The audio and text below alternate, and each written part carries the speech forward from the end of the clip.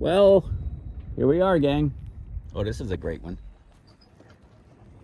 Paradigm just raised their sails up so quickly, and they haven't left the marina yet. So that's a racing team, the racing sailboat, trans. Yeah. On the transom, which is the stern of the boat, there's the name on it. It's called Paradigm. So the way it goes, anybody's a real yachty, they give a real name to the boat, to the vessel, and the Coast Guard honors it like a real person, a real human being, because when the vessel floats, it's literally alive, and as a captain, you're a guardian of the vessel that is just floating on its own. So let's get back to business. Today is the day. The weather looks good. I'm surprised they're going out. That they're telling me that the wind is going to probably pick up. So I'm not going to take too long on this, but I'm climbing the mast today. All right. This is my regular height, and that's the view into the 92 in the background, if you can get to it. Let's see. Yep, that's 92. All right, gang. Next chapter.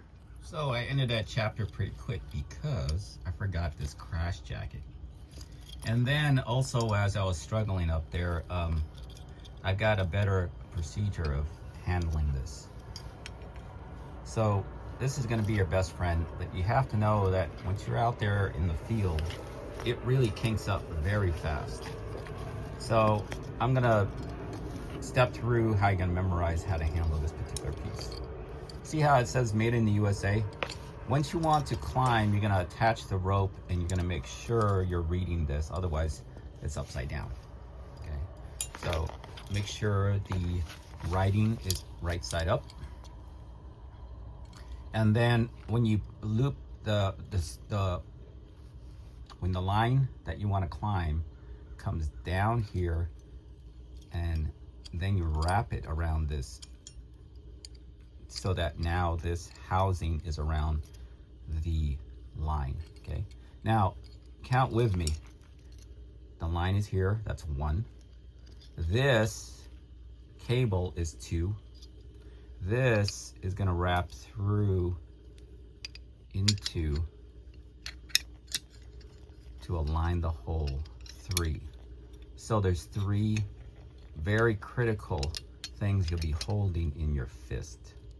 So it's the line here that goes all the way through. That's the first step. The second one is that you're going to clasp and loop this very rigid steel line. Doesn't feel comfortable for a while. You really got to get the touch. And then this one here, all you have to do is like a pencil. You're going to take the attachment to the hardest piece, and you're just going to come in, and once this clamps into the line, it's not going to be a comfortable thing. It's going to have to bend a little bit, and you're going to get into the hole. So your inspection hole must match. And then the next step, I'm only holding one hand, so the next step is to take your right hand and thread this through until you hear the satisfying click of this link attaching on the other side of the hole. Now, for review, letters up. 1, line through. 2, get the steel line. 3, clasp it. You got a big fist of 3 components, and then you're gonna use this as a little fine-tune pressure into the inspection hole, which is that right there. Okay, and then you're gonna take your right hand, you're gonna slip that lock in until you hear that satisfying click. And I'm gonna tell you now, the satisfying click doesn't happen until you get to the second inspection hole, which is this little one here. So this hole must match this hole on. So as soon as you see that hole as it slips through, the satisfying click will happen, because then this finger, which is your life finger, it grips into the line, is absolutely dead on. So, as a review,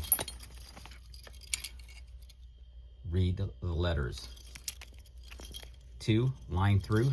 3, steel braid. Nope, I like the 1, 2, 3. So this is 0, read the letters. There's the letters. 1, thread the line. 2, clasp the steel braid. 3, clasp the grip.